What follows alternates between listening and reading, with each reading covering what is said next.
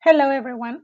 I will provide a brief overview of the findings from a study we conducted concerning the sociostructural contextual factors shaping the ongoing implementation of GetCheckedOnline, a novel testing service available since 2014 in select communities of British Columbia, Canada.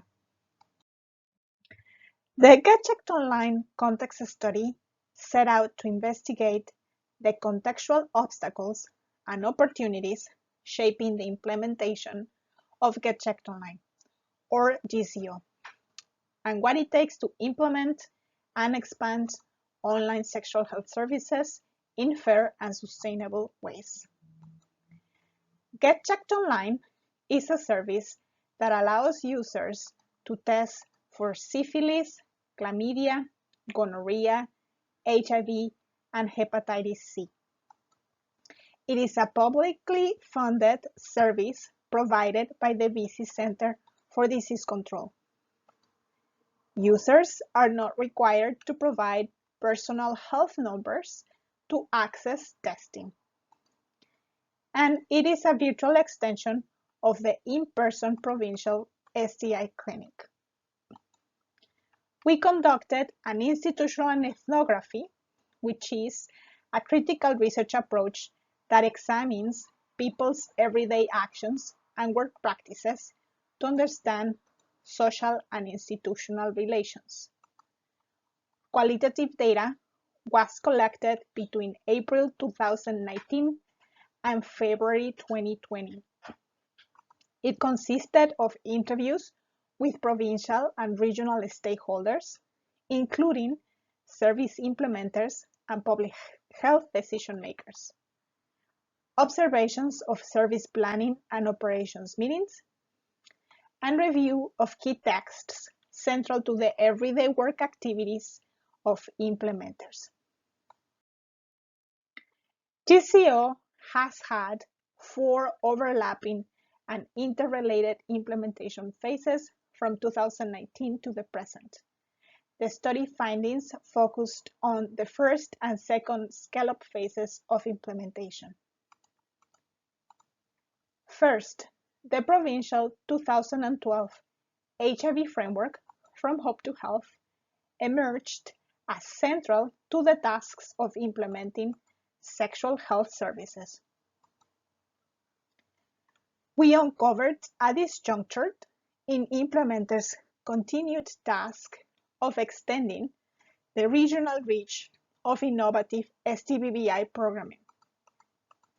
On the one hand, implementers actively sought regional scale-up, but on the other, their work was limited by the parameters set within HIV-targeted funding and the service implementation challenges brought by underfunded comprehensive sexual healthcare provision.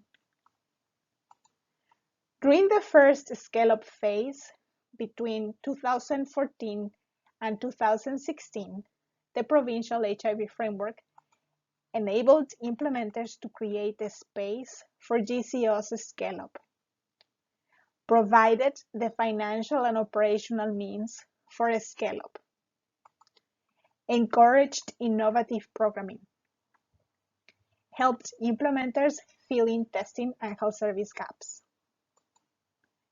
However, during the second scale-up, by 2019, the work of continued scale-up made visible the discursive and material limits of the HIV framework.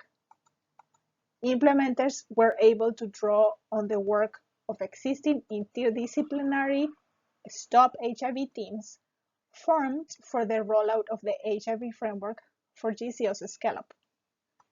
But implementers had to administer tight, targeted budget funds, and the limits to scale-up were imposed by the HIV framework's allowance for co-testing only when centered around HIV. Chlamydia, however, was the most commonly reported infection through GCO.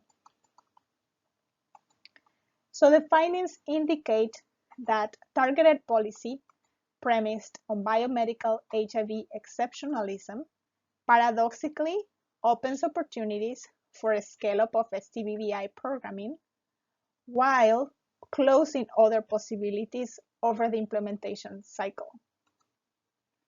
So in sum, this study underscores the need for policy frameworks not to remain static, draws attention to the ways in which policy can foreclose public health service availability, and encourages ongoing critical policy scrutiny to promote change.